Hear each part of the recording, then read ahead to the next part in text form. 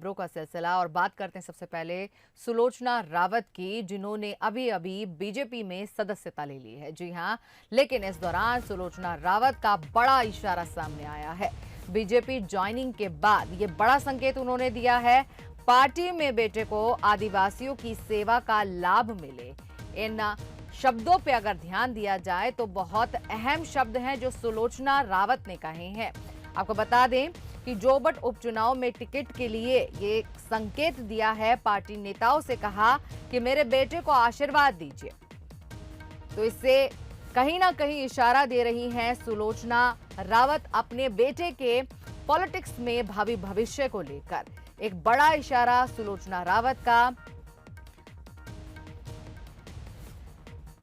हमारी जनता का, हमारे आदिवासी भाइयों का सेवा हो, उनका काम हो, उनका विकास है, उसको थोड़ा सा दुख व्यक्त करते हुए मैं बोल रही हूँ, क्योंकि हमने हमेशा सेवा का ही काम किया है। इसलिए मैं यहाँ पर आके मेरे बेटे को सेवा का उसका लाभ मिले और वो आगे बढ़े और हमारे अलीराजपुर और जोबट क्षेत्र की आदिवासी जनता का विकास हो।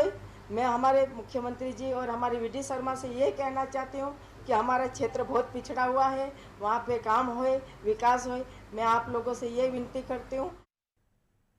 और इस पूरी खबर पर हमारे साथ विशेष संवाददाता मनोज सैनी जुड़ गए हैं, उनसे हम बात करेंगे। मनोज जी, जिस तरह से सुलोचना रावत ने शब्द कहे कि मेरा बेटा जो है उसे सेवा का मौका मिले, वो आगे बढ़े, बहुत ही अहम इशारा है। कहीं जोबट से टिकट जो मिलने की बात हो रही है, उनके बेटे को तो नहीं मिलने के लिए वो इशारा दे रही हैं? क्या कहेंगे इस पर आप?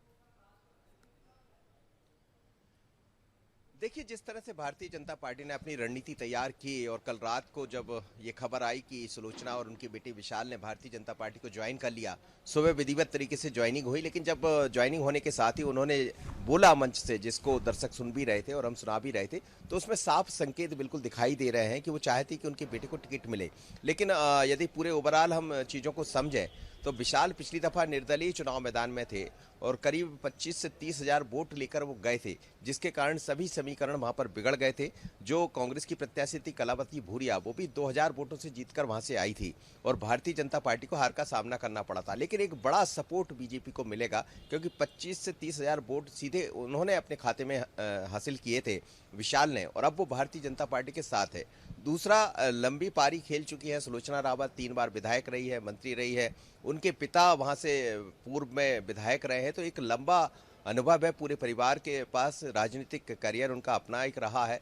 एक अलग तरह से इस परिवार की गिनती होती है जोबट के क्षेत्र में, और जोबट से कोई ऐसा स्थानीय प्रत्याशी भारतीय जनता पार्टी के पास था भी नहीं जिसके ऊपर दांव लगाया जाता, क्योंकि पिछली दफा हमने देखा है कि हार का सामना ही करना पड़ा था। और अब जब सुलोचना जी ने जिस तरफ इशारा किया, जिसका आप भी जिक्र कर रही थी, तो मानकर चलिएगा कि वो भी यही चाहती है कि विशाल को शायद टिकट मिल जाए, क्योंकि बात इशारे में उन्होंने सब कुछ कह डाला। और इस बात को बीजेपी भी समझ रही हुई, क्योंकि वो चुनाव मैदान में रहे, 25 से 30 हजार उन्होंने वोट लिया था। इस वक्त भी सुलोचना रावत है, विशाल रावत है, या उस क्षेत्र के सांसद रतलाम झाबुआ के गुमान सिंह है, नागर सिंह हल्के से नाराज बताए जा रहे थे, तो वो भी सबके साथ बैठकर, मुरलीधर राव का दौरा था जोबट का, लेकिन वो भी यहाँ पहुँच गए। इस वक्त उनके सबके साथ बैठकर बैठक चल रही है और हमें लगता है कि हो सकता है कि आजकल में नाम भी तय हो जाएगा। और विशाल, संभावना ये जताई जा रही है कि वहाँ से प्रत्याशी होंगे, क्योंकि खुद सुलोचना भी यही चाह रही है और बीजेपी ने भी जो समीकरणों को समझा होगा, तो हमें लगता दांव बीजेपी जो लगाएगी वो विशाल पर ही लगाएगी। जी मनोज जी, आपका शुक्रिया तमाम जानकारी देने के लिए। तो जैसा कि हमारे विशेष संवाददाता ने बताया है कि जोबट विधानसभा सीट से 2018 के विधानसभा चुनाव में कांग्रेस ने कलावती भूरिया को टिकट दिया था, जिससे नाराज होकर सुलोचना के बेटे और ने जो है निर्दलीय जो है फॉर्म भर दिया था। और उसके बाद कांग्रेस ने सुलोचना को पार्टी से निष्कासित भी कर दिया था, लेकिन बाद में पार्टी के अंदर वो उन्हें फिर से शामिल कर लिया था।